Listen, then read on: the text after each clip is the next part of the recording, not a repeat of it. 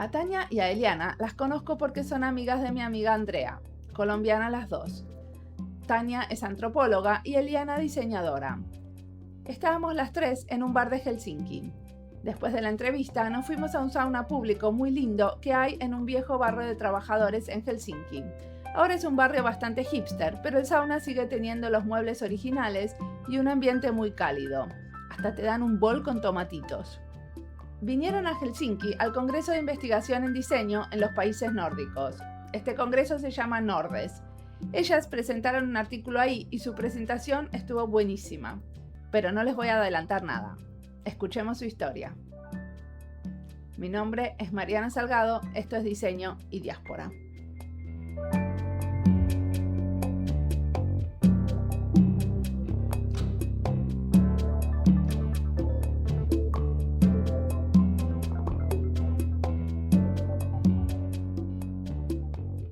Soy Eliana Sánchez Aldana, soy colombiana de Bogotá, yo soy diseñadora, digo que pues estudié diseño industrial pero ya no hago nada industrial, prefiero algo muchísimo más manual y menos seriado.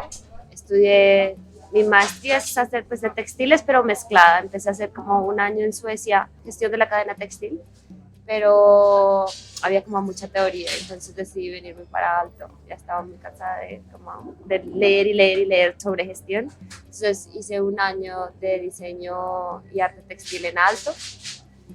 Y ya luego me devolví y seguí estudiando, pues seguí en la academia, pero ahora de profesor, entonces ahora soy profesora de la Universidad de los Andes de diseño. ¿De diseño textil? De diseño porque no tiene apellido en los Andes. Ah, muy bien. O sea que es como una integración de varios. Y cada persona va escogiendo, cada estudiante va escogiendo su camino en lo que está ahí.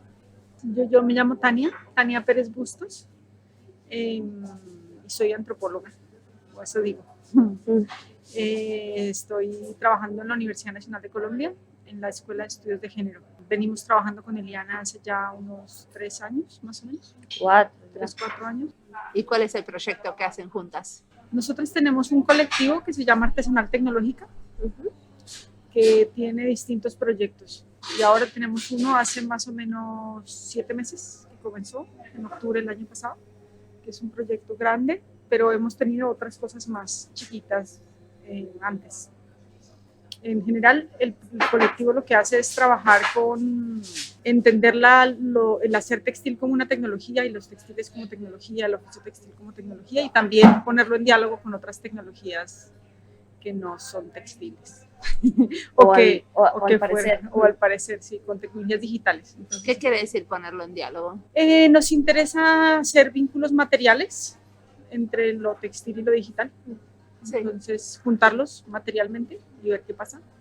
Y hay un montón de cosas, ¿no? Pasando entre lo textil y lo digital, sí. Con esto de que la ropa va a ser... Sí, los wearables. Sí, exactamente. Sí. Ahora, esto es más antiguo, ¿no? Exacto, pero era mucho más fuerte también, pues porque los computadores, los telares son los primeros computadores también, ¿no? Sí. Entonces, los vínculos son históricos realmente, y al final el textil es un tipo de programación en unos y ceros, en llenos y vacíos también. Entonces tienen una conexión profunda ahí también. Sí, algunos textiles, ¿no? Ah, bueno, sí, algunos, no todos son así. O sea, el crochet, por ejemplo, no funciona así, pero el unos y ceros no, sí, es mucho más complejo. Funcionan como bajo esa simetría de la programación, pero no todas son así. Digamos que también hay otros textiles que se han utilizado para comprender matemáticamente otro tipo de modelos. Entonces, si bien digamos que históricamente ha habido muchas conexiones, sí. Por lo menos en el caso colombiano y latinoamericano, la relación entre lo textil artesanal y la de lo digital no es tan cercana, digamos, simbólicamente. La gente no cree que esas dos cosas puedan ir juntas. Ok, entonces parte de lo que el colectivo quiere es como demostrar intervenir, digamos, sí. Intervenir en el imaginario de la gente en que estas cosas juntas no van. y entonces mostrar que sí pueden ir juntas, ver cómo es muy importante intervenir también en ese ir juntas, pues porque hay muchas jerarquías también, lo textil artesanal es mucho más femenino, lo digital es más masculino, y entonces cómo se puede repensar un poco esos binarismos que están ahí a la base, es como parte del trabajo. Y en concreto, ¿qué proyectos están haciendo? Ahora estamos trabajando en lo que se llama Remendar lo Nuevo, que es el que Tania estaba mencionando, que empezamos hace 7 meses más o menos. Es una convocatoria que ganamos con la organización que coordina la investigación en Colombia, que es Conciencias,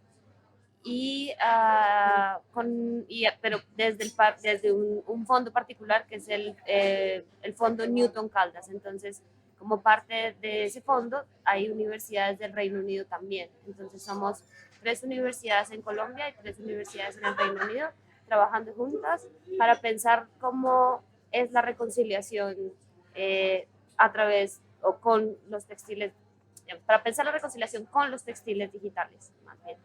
Hay unos colectivos en Colombia de mujeres, fundamentalmente mujeres que han sido victimizadas o han sufrido el conflicto de formas muy particulares, que desde hace muchos años vienen contando lo que pasó utilizando narrativas textiles.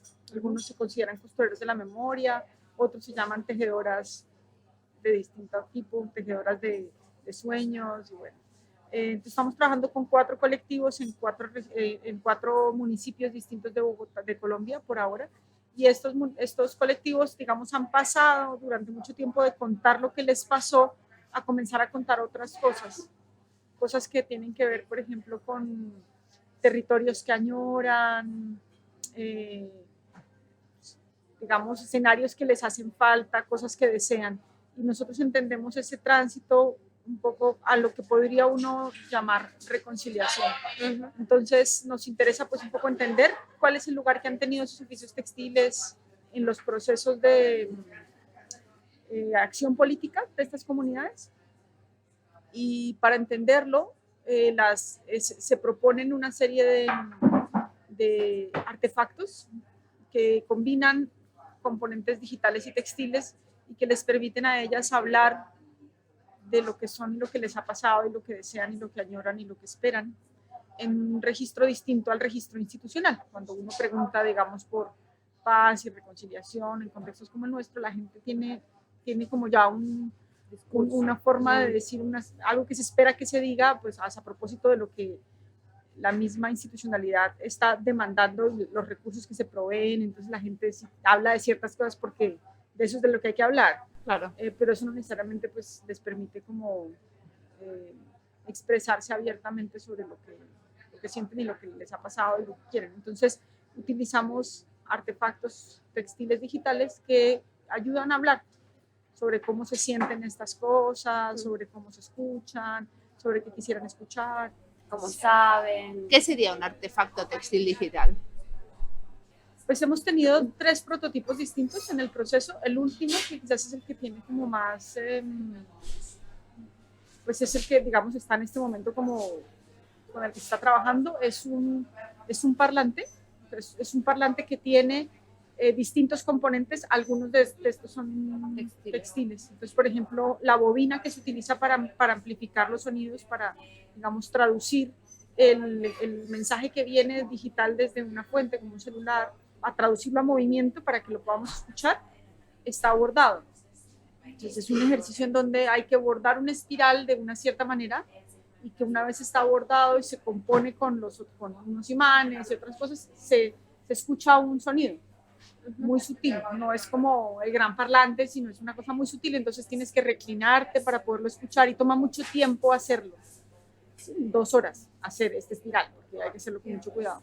Entonces ahí hay todo un tema sobre la disposición del cuerpo a la escucha, no solamente escuchar por escuchar, sino qué implica escuchar, el tiempo que requiere escuchar, el cuerpo que se dispone a escuchar, y eso como nos lleva un poco a pensar en qué escuchamos, qué sonidos nos gustaría escuchar, y muchas veces comienzan a aparecer las memorias de los lugares que tuvieron que dejar, o de los que son desplazados por la guerra. Entonces, cómo añoran esos sonidos y cómo ahora, por ejemplo, los sonidos que tienen son otros, o qué tipo de cosas necesitan que sean escuchadas. Entonces esto es un parlante que está bordado con otros componentes, se puede bordar por ejemplo con hilos que conducen energía o se pueden bordar cables también. O sea que ellos hacen ese parlante, bordan ese parlante y después hablan a través de ese parlante. No, ellos mientras están haciendo el parlante, hay todo digamos, hay algo que el hacer textil hace en los cuerpos que están haciendo el hacer textil, ¿sí? Entonces, cuando yo estoy bordando el parlante, me quedo callada, escucho ciertas cosas, comienzan a darse ciertas conversaciones en torno al hacer, ¿sí? A lo que el hacer, cómo estamos en silencio, lo que pasa. Entonces, hay una cuestión que tiene que ver con eso y a partir de ahí se comienza a pensar un poco en qué quisiéramos escuchar o qué es lo que añoramos. Entonces, comienzan a darse esas conversaciones. El parlante por ahora lo que ha hecho es ha viajado con un mensaje que nosotros hemos enviado. Nosotros hemos enviado un mensaje para que ellas escuchen. Y estamos por ahora explorando también como cuáles son los sonidos que ellas añoran, los que recuerdan, los sonidos que quisieran comunicar también, pero no entendemos, digamos, por ahora el parlante como necesariamente algo que va a amplificar lo que ellas quieren decir. Por ahora es un hacer que invita a hacer un cuerpo. Pero también que pone en contacto mundos que parecen diferentes o lejanos.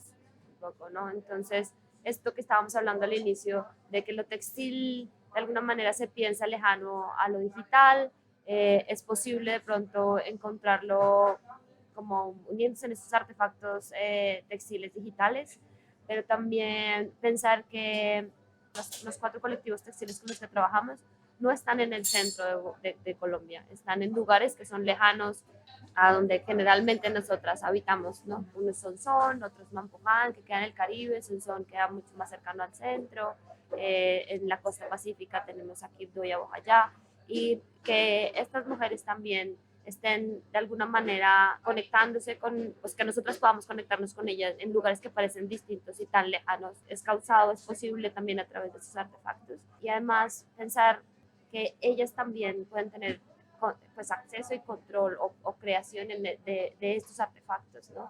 Es tener en cuenta que estas mujeres son mujeres rurales, adultas mayores, muchas de ellas, con accesos muy limitados, digamos, a todas estas cosas que usamos en las ciudades, que su conocimiento de lo que eso puede servir, pues no es importante, digamos, para ellas, no contribuye a... Entonces, estos artefactos, o sea, como que son ese tipo de intervenciones a las que hablábamos ahora, son intervenciones que llegan a un poco a desordenar lo que está pasando, a permitir como abrir la imaginación sobre lo que deseamos, el territorio en el que estamos y dónde podemos estar. Y ustedes en general tienen una propuesta antes de llegar a trabajar con esa comunidad. Nosotros llevamos 7 meses trabajando con ellas, nosotras con Eliana, pero la gente con la que estamos trabajando lleva trabajando con ellas 20 años.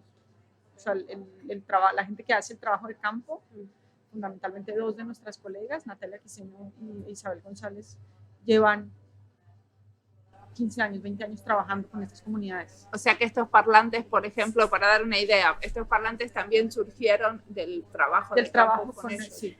Digamos que los parlantes hay otra gente que ya los ha hecho, eso no es necesariamente novedoso en sí mismo.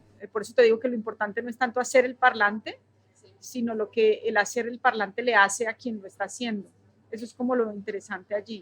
Pero también no es novedoso tal vez para nosotras, que es algo que también nos ha pasado, ¿no? Que creemos que lo que nosotras conocemos, pues ya no lo deberíamos volver a hacer, pues porque no es necesario, porque desde el diseño a veces se piensa que se tiene que hacer algo completamente nuevo también, pero saber que cuando vamos allá, tal vez estas cosas que no son tan novedosas, ahí adquieren una importancia particular por las relaciones, por la manera en que las hacemos, porque están cercanas también. Entonces ese es más como eso lo que interesa, pero sí, digamos que nosotros venimos trabajando desde los viajes de campo que hemos hecho, el equipo de diseño siempre va, llevamos siempre distintas cosas, eso genera cierta, digamos, le da como cierto perfil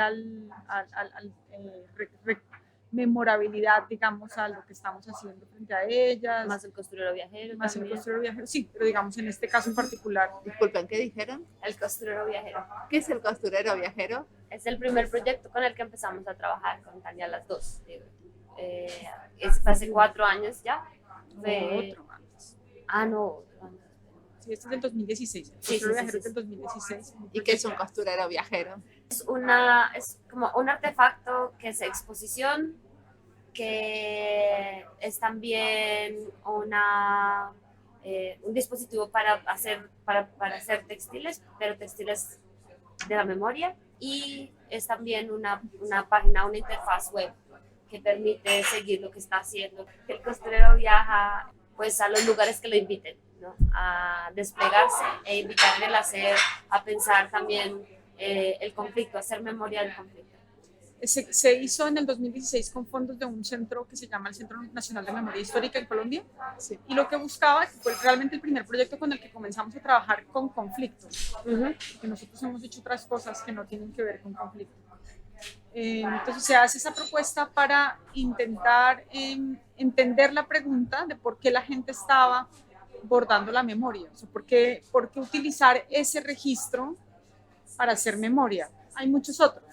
¿Por qué ese? O sea, ¿por qué comunicarse de esa manera? ¿Por qué expresarse más bien? Bueno, ¿y por qué?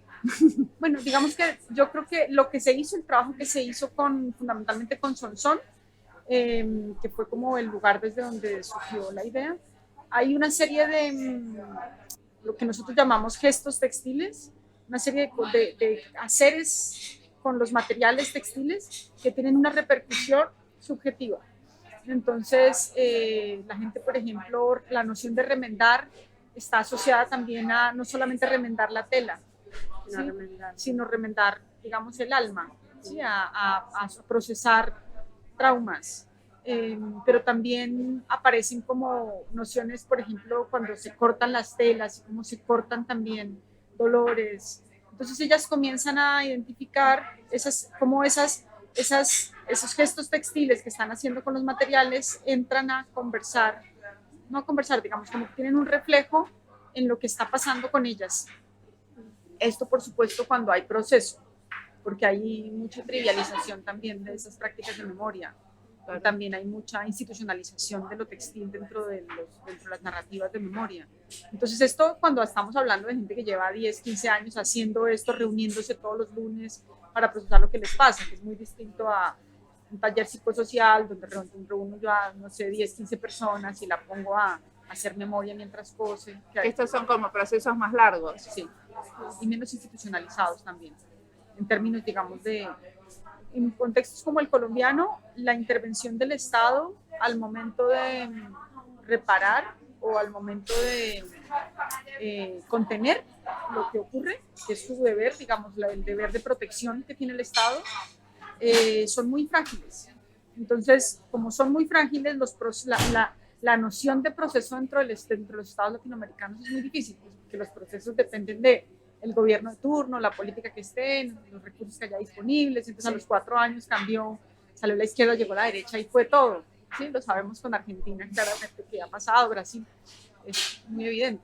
En Colombia ocurre de otras maneras, pero igual, digamos. Entonces, los procesos que establece el Estado, la institución, cuando interviene, son muy frágiles y hacen que entren en una lógica un poco de lo que se alcance a hacer en el tiempo que tengo y los recursos que tengo disponibles. Entonces, muchas veces se instrumentalizan estas dinámicas colectivas de mucho tiempo y entonces se hacen ahora los kits de costura para reparar. Sí. Entonces ahí también hay una invitación a un hacer pues, que no está, que pierde un poco la gracia de lo que implica esa relación con el hacer textil, que es lenta, difícil, frustrante, pero que al mismo tiempo también es muy creativa y genera como unos espacios propios muy particulares, unos aprendizajes que toman tiempo. O sea, todo eso no se puede improvisar en un taller de 2 horas. Más la dimensión colectiva que ya tienen también cada uno de los colectivos, ¿no? Como pues, de estos grupos textiles ya se conocen, llevan mucho tiempo, algunas van, algunas vuelven, incluso por ejemplo en el caso de Sonsón algunas ya no están, porque son, como decíamos, mujeres mayores. Entonces pues son cosas que no pueden aparecer de la nada, no pueden crearse de la nada, que es también lo que hemos visto en otros grupos que no tienen la misma continuidad, que hasta ahora se están formando. Se siente mucho la diferencia con otros que ya llevan un poco más de tiempo también. Bien. Y díganme, ahora vinieron a Nordes a presentar un artículo, ¿cierto? ¿Sobre qué escribieron? ¿Sobre este proyecto? Sí, Sí, ¿Y se cuál? llama Textiles Testimoniales, ¿no es? digitales. Sí, es algo así como artefactos para pensar la reconciliación. Sí. Y hacemos un recorrido sobre sobre los prototipos cómo los prototipos que se han desarrollado han permitido conversar con la gente y abrir la posibilidad de entender la reconciliación de otras maneras. Entonces pensamos el primer prototipo con el que trabajamos era un pequeño telar manual que estaba entretejido con unos hilos de cobre y tenía unas lucecitas LED, y cuando uno tocaba el textil se prendían unas luces, pero si yo me agarraba con más gente se prendían más, entonces aparecía un poco la noción de estar juntos, de la reconciliación como algo que reúne, y después a partir de ahí comenzamos a pensar en lo que implica estar juntos pero estando lejos, y entonces ahí aparece otro prototipo que se llamó La Encomienda, que era una bolsita textil que viajaba de un colectivo a otro llevando regalos de ellas unas para las otras, y que cuando la bolsa se abría, se desabotonaba, un mensaje de texto llegaba a los celulares de todo el mundo diciendo la encomienda ha llegado. Entonces pues como todo, digamos, en una lógica de economía del don, donde aquello que quiero regalar es recibido, cómo se recibe, y bueno, digamos como esa cuestión de reconocer, de ser capaz de reconocer que lo que estoy enviando ha llegado a las manos de esa persona, y eso que nos dice a propósito pues de lo que ellas nos están intentando decir y que a veces no escuchamos, o que a veces escuchamos pero ellas no saben que estamos escuchando sus dolores o lo que viven. Y ahí en La Encomienda yo creo que también logramos encontrar algunas cosas que no conocíamos porque eran muy parte de la cotidianidad para ellas, pero que ellas encontraban la necesidad de enviárselo a las otras para conectarse también con los otros colectivos. Cosas de la cocina, nosotros abrimos el espacio para que ellas enviaran lo que ellas consideraban que era importante. Y empezaron a aparecer recetas, semillas de plantas, intercambiaban semillas, se mandaban cartas también, y pues fue bonito pues también encontrar que cuando disponemos de un espacio, ellas se lo apropian de unas formas particulares, y ahí pues también va cambiando de alguna forma el proyecto.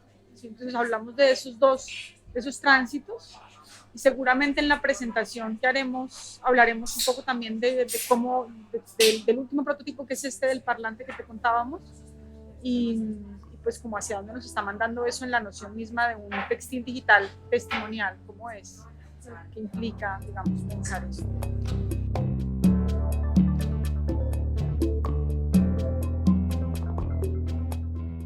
Me encanta cuando dicen que se denominan trapólogas y se dedican a tejer y contar historias con mujeres para proponer un tránsito hacia la reconciliación. Eso que una historia se materialice en una pieza textil es genial. Me acuerdo que cuando presentaron en el Congreso me emocionó ver las fotos de las tejedoras y sus piezas. Me emocionó las ganas con las que hacían ese trabajo maravilloso que hacen y la fuerza de esas creaciones y de ese crear colectivo. Sigamos escuchando a Eliana y Tania.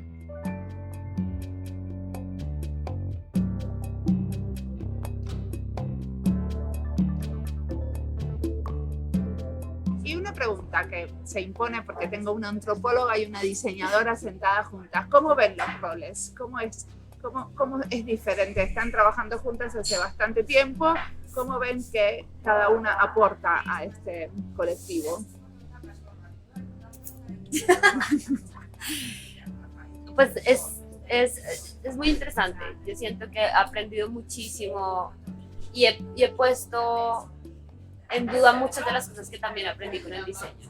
Siento que a veces, o la manera en que yo pensaba y que podía hacer el diseño, muchas veces no tenía en cuenta el lugar de donde lo estaba haciendo un poco, ¿no? Y tratábamos de solucionar un problema, de llegar a un lugar y encontrar algo por hacer y solucionarlo, ¿no? Pero también está bien como tomar distancia y empezar a encontrar las cosas que podemos hacer juntos de alguna manera. Creo que eso es lo que he estado también como midiendo, como entendiendo en el encuentro con Tania. Y pues lo que el diseño también empieza a traer es de alguna forma el hacer con el cuerpo, con nosotras, con lo que podemos nosotros poner de espacios para encontrarnos en el hacer, ¿no? Y pues en este caso, pues los textiles, que es desde donde estamos trabajando nosotras. Y, Nos inventamos una profesión. así. ¿Cuál es la profesión? La profesión es somos unas trapólogas. Está bueno. Sí, entonces esa es, ya no son diseños y antropología, sino es la trapología. La trapología, de puros trapos. Muy Porque bien. decimos que siempre estamos buscando, como también cuando buscamos cosas, no, pues estamos buscando nuestros trapitos, o cuando colocamos post en Facebook o cosas así, decimos como acá les presento mis trapitos, y son nuestros textiles, como esos textiles que a veces no salen a la luz, pero que están todos los días con nosotras, como llenos de trapitos, y entonces ya está ahí la unión. Entonces, para el próximo congreso tiene que haber un track que es la tropología, ¿no? Sí. Trapología. Sí, eso me lo dijo un colega uruguayo. Estaba yo dando un curso sobre costuras también en Uruguay hace unos meses y me dijo, tú no eres una antropóloga, eres una trapóloga. Ya quedó. Y es que, digamos, ahí con el curso creo que hemos hecho cosas muy bonitas las dos, desde de antropología y desde diseño, desde los estudios de género también, que donde logramos encontrar un espacio para trabajar juntas.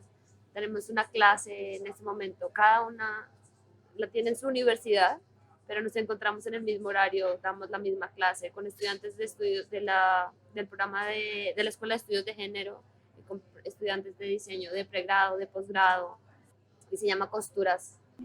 ¿Y tienen un trabajo práctico en conjunto también? Sí, hacemos unas tomas textiles. Cada mes hacemos una toma textil en un lugar distinto. Una toma textil quiere Sí. decir que toman un lugar. Sí, textilmente. Sí, y hacen como grafitis. Sí, digamos, pues, hacemos distintas cosas. Hacemos, por ejemplo, no sé, nos tomamos una plaza y comenzamos a remendar cosas.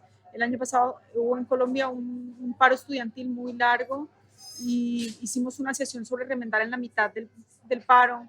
Entonces le pedíamos a la gente que trajera sus piezas a remendar, repartíamos las piezas y cada quien como que hacía una intervención en relación con lo que estaba ocurriendo, cómo sostener un poco A la educación. la educación y bueno.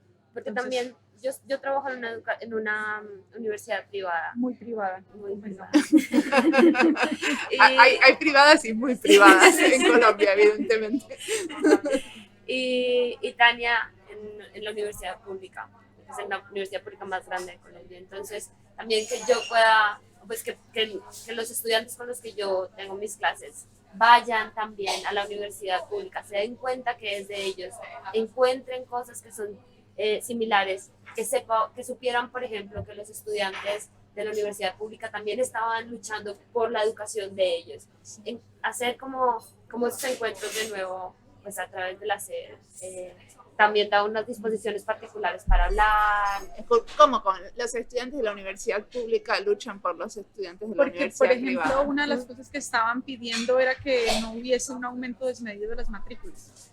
En ningún ok. sentido, en ninguna universidad. Y eso es solamente de la universidad privada, porque la pública no tiene matrícula. Tiene matrícula, pero no es una matrícula que está asociada, digamos, a la estabilidad económica de la universidad. Las matrículas no representan un ingreso significativo para sostener la universidad pública. Es muy marginal. Una pregunta, y entonces si tenemos que como soñar un poco, ¿qué les gustaría estar haciendo en el futuro? Define futuro. Ok, 5 años. Como, pues no sé, digamos que nosotros tenemos un año más de este proyecto. Las condiciones, los sueños dependen de las condiciones de posibilidad. Entonces, pues bueno, sobre etnografía y hacer textil. Entonces estoy como comenzando a pensar en eso. ¿Y esto del cuidado tendría que ver con el libro? Pues yo vengo trabajando cuidado hace rato ya, entonces de hecho digamos, estamos dentro de Nordes por el tema también de cuidado. La primera vez que vine yo a Helsinki en el 2014 hicimos un taller con Andrea Botero sobre cuidado y comunes, entonces pues bueno, digamos como que sí, el hacer textil artesanal tiene una dimensión de cuidado en la forma en la que se crea, es un hacer cuidadoso y que también tiene unas repercusiones en formas en las que ese hacer cuida de quien lo hace cuando no está siendo hecho en una maquila, por si acaso. ¿Qué es una maquila? Una maquila es cuando la gente que hace la ropa de Zara, eso es una maquila. Ah, okay. O sea, son los lugares donde están pagando a la gente muy poquito para hacer muchas prendas al mismo tiempo. Entonces, no porque sea artesanal, siempre es cuidadoso. En India hay muchas cosas artesanales que se hacen y están generando pues no mucho cuidado en las poblaciones que las están desarrollando. Sí, porque además las maquilas lo que hacen es llevarse la mayor cantidad de las ganancias a otros lugares, no a quienes están trabajando directamente. Claro. Entonces sí, en mi caso sí, el cuidado aparece ahí. Como más transversal, digamos que hay la categoría es una categoría que a veces como que se asocia con ciertas cosas que no son las de las que estamos hablando. Entonces a veces no la uso porque se tiende a pensar en cuidado, por ejemplo, necesariamente hay como una noción de vulnerabilidad. Hay alguien que es cuidado, hay alguien que necesita cuidado, cuando realmente cuidado necesitamos todos. Como que la noción de vulnerabilidad debería estar como no lo digo, lo han dicho ya muchas teóricas feministas, pero eso debería estar en el centro de la política y no como por allá en los bordes. Entonces la gente piensa en cuidado, piensa en salud, piensa en adultos mayores, piensa en niños, piensa como en unos sujetos muy particulares o piensa en un ambiente que se está destruyendo, así como algo como cosas muy particulares que hay que cuidar.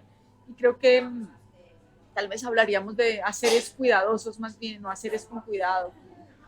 Si uno tuviese que pensar en categorías, tendríamos como que movernos hacia allá un poco. Entonces sí, tendría que ver con eso. También, o sea, hay mucho de trabajo de cuidado acá, de todas maneras. Estas mujeres sostienen sus familias precariamente con estas cosas que hacen. Y las hacen también porque les permite hacerlas mientras cuidan, mientras cocinan, mientras atienden a sus hijos, mientras... Entonces, los textiles, es que muchas viven de vender esos ciertos textiles permiten eso más que otros, digamos. Es verdad. ¿Y vos? ¿Qué te gustaría, Eliana?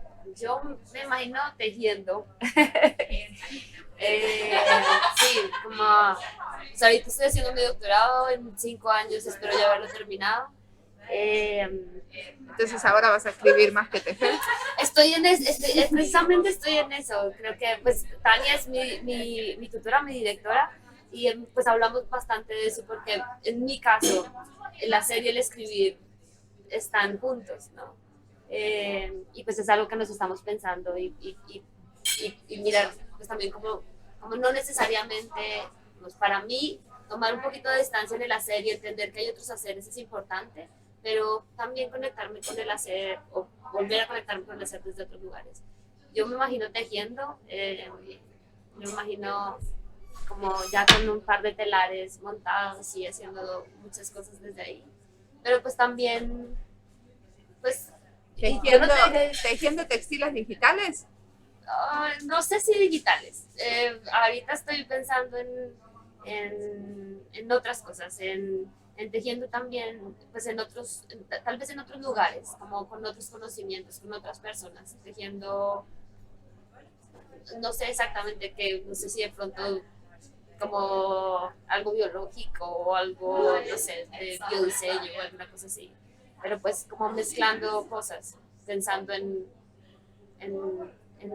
hacer esos mundos, en intertejer de alguna manera, pero no sé exactamente qué. Buenísimo. ¿Y qué las inspira en este momento? Las mujeres con las que estamos trabajando son muy poderosas. Tienen la vida como, o sea, es increíble como la fortaleza que tienen para estar donde están a pesar de todo.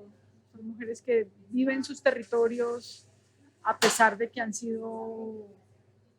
vivido masacres y siguen ahí y siguen reclamando ese espacio como suyo y reconociéndolo como suyo y cocinando sus recetas, a pesar de que el despojo les quite sus tierras, les contamine sus ríos, y ahí siguen. Entonces hay como una entereza, como mucha fuerza, mucha fuerza. Entonces, digamos como que al mismo tiempo hay unas, como que uno diría, ¿por qué no se van? ¿Por qué no hacen otra cosa? ¿Sí? Sí, bueno, pero irse también forma parte de no perder tu identidad. Claro, eso bueno. Como que es una cosa como parecida a lo que ocurre con Palestina. Sí. Como que uno dice, ¿cómo pueden sufrir todo esto? ¿Cómo no sufrirlo, digamos? ¿Cómo no? Sí. Hay que permanecer. Entonces hay una trascendencia muy importante. A mí me proyectan eso, una trascendencia y una fortaleza muy importante. Yo pienso mucho en las mujeres en general con las que estamos trabajando. De los colectivos, cada vez que vamos, cada vez que alguien del grupo va y nos envía los audios porque estamos pues, en contacto con ellas también, no siempre podemos ir todas. Es realmente muy poderoso, muy inspirador lo que ellas hacen, cómo resisten, cómo están ahí, cómo se quedan, lo que siguen haciendo juntas también. Yo creo que eso es maravilloso, pero también, como decía antes, las personas con las que estoy trabajando me han enseñado muchísimo, ¿no? Entonces pensar también pues, en la antropología, pensar en, nosotros dos estamos acá, pero nuestro equipo es muy grande, ¿no? Tenemos a Isabel, a Natalia, a Adriana, a Alexandra, a Carolina. ¿Cuántas son en el equipo? Depende mucho del momento, pero en este momento, o sea, de lo que estemos haciendo, o sea, si la gente entra a la página, el equipo es enorme. ¿Cómo se llama? artesanaltecnologica.org. Y hay una persona que apoya el trabajo como de comunicación, ahí serán 7, 5, 12 y yo 13. Wow, es un equipo grande. Es un equipo grande. Más el parche de Inglaterra, que no es tan grande, pero... ¿Qué es el parche de Inglaterra? El parche, no sé, en Colombia cuando hablamos de parche es como el grupo de personas. Es una asociación. No, como, eso no es como con el grupo quedando. Sí, como mi amigo. Sí. Entonces el equipo de trabajo en Inglaterra son más poquitos, son 1, 2, 3, 5. ¿Y cómo es la colaboración con ellos? Yo creo que es fundamentalmente una colaboración de confianza, en donde ellos confían mucho en lo que estamos haciendo y ponen algunos recursos para que se pueda hacer lo que estamos haciendo. Pero también a veces tienen eventos en común. Sí, nosotros salimos de aquí de Helsinki para Inglaterra a un encuentro con el equipo de allá para continuar pensando estos textiles digitales testimoniales. Nos vamos a reunir con el equipo, pero también vamos a estar con Janet Middleton, Lucy Suchman, Dimitris Papadopoulos. Seguramente van a estar en el evento y va a haber otras personas, 4 o 5 personas que son artistas que trabajan con temas textiles, algunas personas que hacen temas digitales, fundamentalmente en el sector de artistas activistas. Nos vamos a reunir con estas personas, a mostrarles el trabajo que estamos haciendo y a pensar con ellos. Pero ellos no hacen trabajo de campo en Inglaterra. No. Hay una persona que viaja de Inglaterra a hacer el trabajo de campo, pero ella, por ejemplo, no está muy cercana al trabajo de lo textil digital. O sea, como que ellos de alguna manera les dan un poco de evolución y los ayudan a pensar en momentos claves. Sí. Como funcionan como consultores de alguna manera. Digamos, sí. Sí. Muy bien. ¿Hay algo que me haya olvidado de preguntarles que sería muy interesante charlar? Sí, que Tania diga que le ha dado diseño. Ah, es verdad. Que ella dijo que te dio la antropología, pero... No, pues yo llevo ya un tiempo trabajando. Antes de trabajar con Eliana, trabajaba con ingenieros que hacen diseño de tecnología, pues de otra manera. Yo creo que son unas formas de pensar muy interesantes, digamos, como una forma de pensar que parte también, como decía Elena ahora, del hacer, ¿sí? Pero también son muy proyectivas. Es un hacer que está intentando... que está pensado para intervenir, que está pensado para transformar, o sea, está muy en esa relación. Y creo que eso es interesante, que la antropología es más comprensiva, ¿sí? A entender un fenómeno, qué ocurrió, qué pasó, por qué. En cambio acá estás pensando hacia algo que todavía no existe. Hacer Y una eso me parece. intervención, pero ustedes también tienen investigación-acción. Sí, pero la investigación-acción no necesariamente es proyectiva, en el sentido de que lo que hace la investigación-acción es que trabaja con las comunidades para que la comprensión del fenómeno por parte de las propias comunidades las transforme, digamos.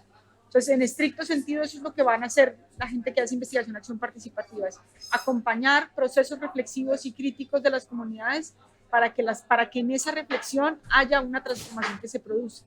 ¿Sí? Yo creo que eso es muy importante desde el saber social, digamos. Pero esto es más especulativo.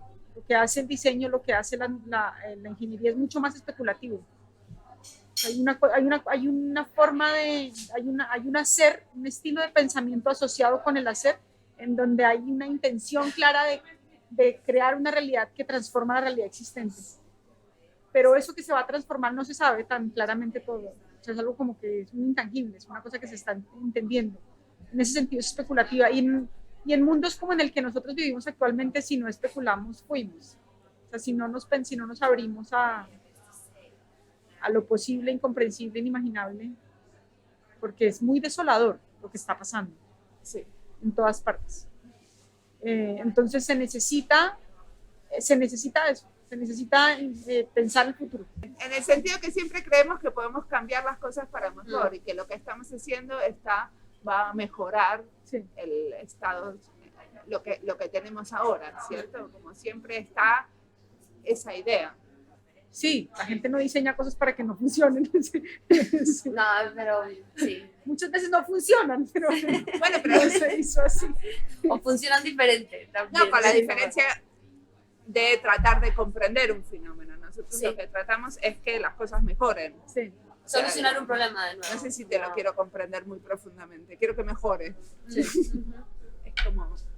Sí, ahora el tema es que cuando no se comprende muy bien, lo que mejora... Por eso trabajamos con los antropólogos, ¿no? Sí. Sí. Y hay instrumentalizaciones del diseño con la antropología y viceversa. Sí, que es algo que también nos hemos encontrado trabajando juntas, ¿no? Como a veces diciendo, pero yo siento que lo que estamos haciendo en el diseño no se ve, o esto que está pasando acá no tiene razón de ser, o no sé, pero también en el momento que tú lo ves te das cuenta que muchas veces el diseño también toma algunas formas de hacer particulares de la antropología y las utiliza sin cuidado.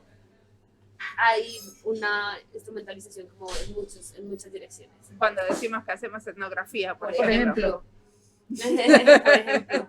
Sí, exacto. Sí, total. Y en realidad hacemos algún tipo de investigación muy superficial. Sí, como una entrevista a veces casi. Sí. Muy bien. Bueno, muchas gracias. No, a ti. Muchas gracias, Mariana. Estuvo buenísimo. A ver, Gracias. hablamos como 45.